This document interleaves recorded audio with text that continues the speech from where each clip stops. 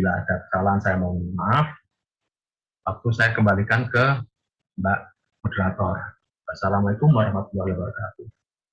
Waalaikumsalam warahmatullahi wabarakatuh. Jadi kalau kita sadari ya Pak, sekarang teknologi digital itu semakin canggih, tapi kewaspadaan kita juga meningkat ya, apalagi untuk siswa-siswi, anak didik kita yang mengakses game, mengakses informasi itu seperti nggak ada batas gitu Pak.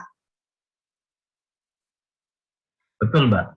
Jadi memang Bapak Ibu guru ini juga harus lebih semangat ya, lebih semangat untuk siswa-siswinya, karena memang di sini kan banyak kalau merasakan sebagai orang tua itu kan memang banyak sekali. Kadang mereka di istilahnya Pak Oka tadi juga katakan ada negosiasi begitu ya, di jam begitu, ada jamnya, ada waktunya. Tapi kadang anak-anak kan kita di luar kendali kita begitu ya Pak ya.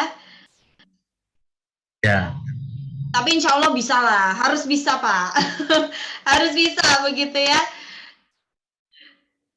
Betul teman-teman. Teman-teman juga semangat begitu ya, teman-teman adik-adik yang saat ini bergabung juga sekolahnya tetap harus boleh main gadget, boleh main game juga, tapi ada batasnya tentunya ya. Jadi pendidikan juga harus diutamakan. Matur suwun Pak Adi Wibowo, terima kasih. Izinkan Safira untuk bisa melanjutkan sesi selanjutnya. Sama-sama Mbak. Terima kasih. Baik, dan tentu saja teman-teman masih bergabung luar biasa, masih semangat ya. Tuliskan saja pertanyaannya di kolom komentar, boleh, nanti siapa tahu nih teman-teman, adik-adik, bapak, ibu juga mendapatkan kesempatan yang luar biasa ya. Digital money senilai Rp100.000. Baiklah, sesi keempat, marilah kita undang. Beliau adalah Ibu Teresia Nurani Istiprianti. Beliau ini seorang kepala sekolah SD Negeri 2 Musuk Boyolali. Assalamualaikum Bu Teresia. Waalaikumsalam. Waalaikumsalam Mbak. Sudah terdengar suara saya? Sudah. Alhamdulillah sehat Mbak. Baik, Ibu semangat ya Ibu berbagi ilmu dengan kami-kami gitu ya, anak didik juga, teman-teman, Bapak Ibu semuanya, rekan-rekan semuanya di sini, bagaimana untuk bisa menjadi guru dan juga siswa yang berprestasi walaupun di era digital, semuanya bisa diakses secara virtual begitu. Ibu Teresia mohon izin, Safira nanti akan ingatkan di sisa waktu 5 menit ya Ibu ya. Baik, kami persilakan Ibu Teresia.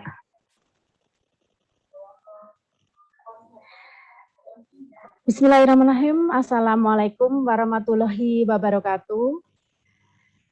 Salam sehat dan bahagia bagi kita semua. Akan saya sapa dulu Bapak Ibu guru yang saat ini bergabung, Bapak Ibu guru yang hebat, Bapak Ibu orang tua yang hebat, dan siswa-siswi, pelajar, sobat digital yang hebat pula. Mudah-mudahan masih semangat ya. Ini saya sesi terakhir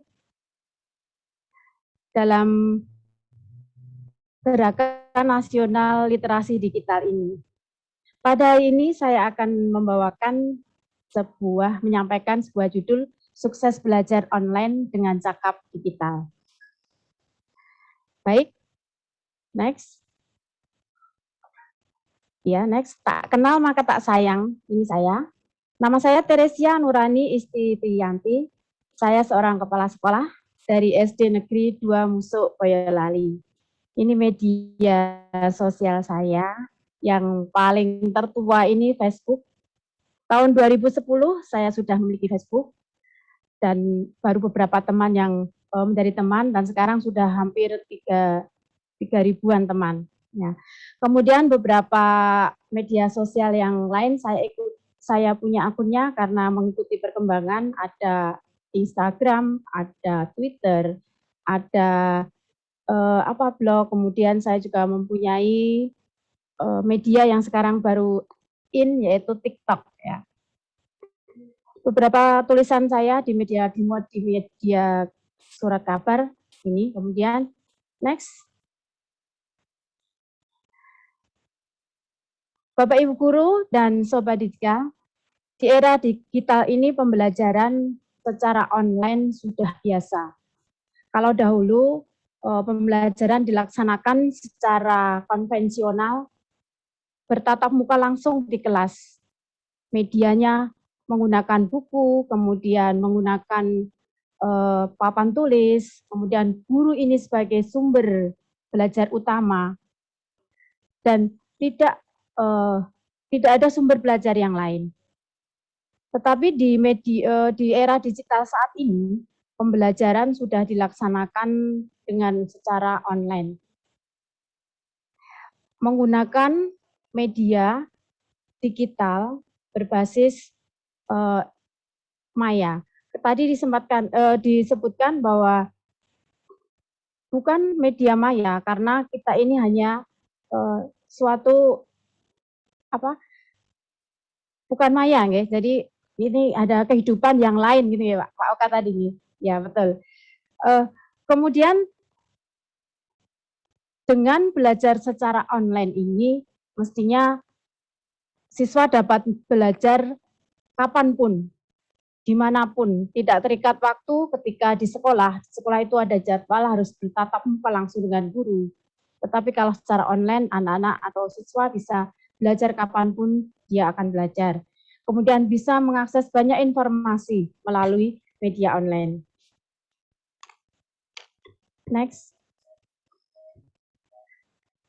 Bapak Ibu Guru dan siswa semuanya, aplikasi belajar yang bisa dimanfaatkan di dunia online banyak sekali.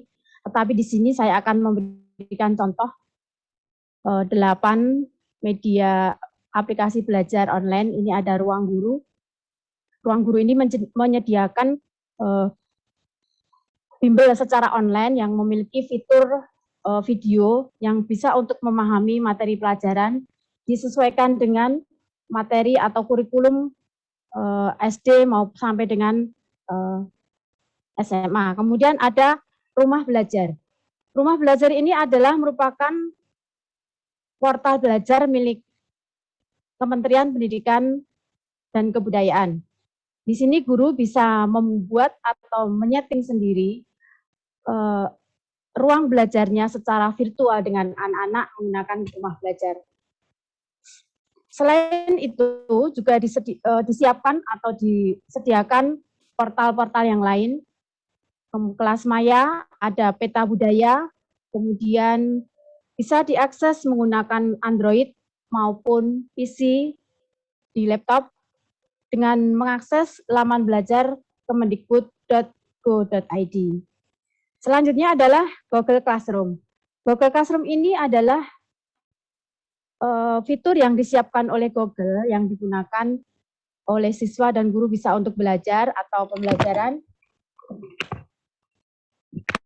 Maaf ya. Ya.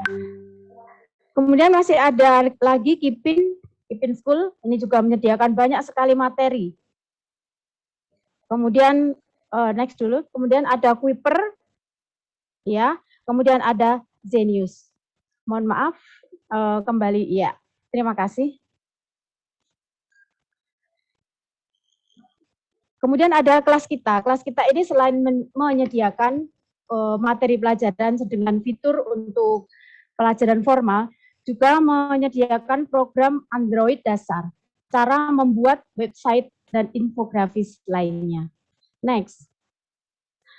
Bapak Ibu Guru dan siswa-siswa, selain kita belajar dengan bimbingan guru, kita juga harus atau bisa belajar secara online mandiri. Agar pembelajaran yang kita laksanakan, pembelajaran atau belajar yang kita lakukan ini efektif, kita perlu memiliki kiat khusus. Yang pertama, tadi sama sudah disebutkan oleh Pak Oka, buatlah jadwal pelajaran, buatlah jadwal secara mandiri.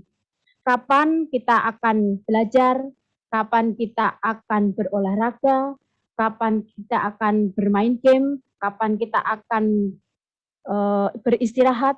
Buatlah jadwal itu secara berimbang, sehingga nanti tubuh kita akan tetap sehat di masa pandemi ini. Kemudian yang kedua, tentukan target, komitmen, dan konsisten. Tentukan target, belajar apa yang akan kita raih, akan kita kejar hari ini. Kemudian kalian juga harus komitmen untuk belajar. Tidak boleh melakukan hal yang lain ketika itu sudah sesuai jadwal. Komitmen terhadap jadwal. Setelah komitmen, kita harus konsisten. Jadi harus konsisten laksanakan terus-menerus sesuai apa yang sudah kita buat sendiri jadwalnya. Yang ketiga, siapkan ruang belajar yang nyaman serta perlengkapannya. Ingat, ini kita akan belajar secara online.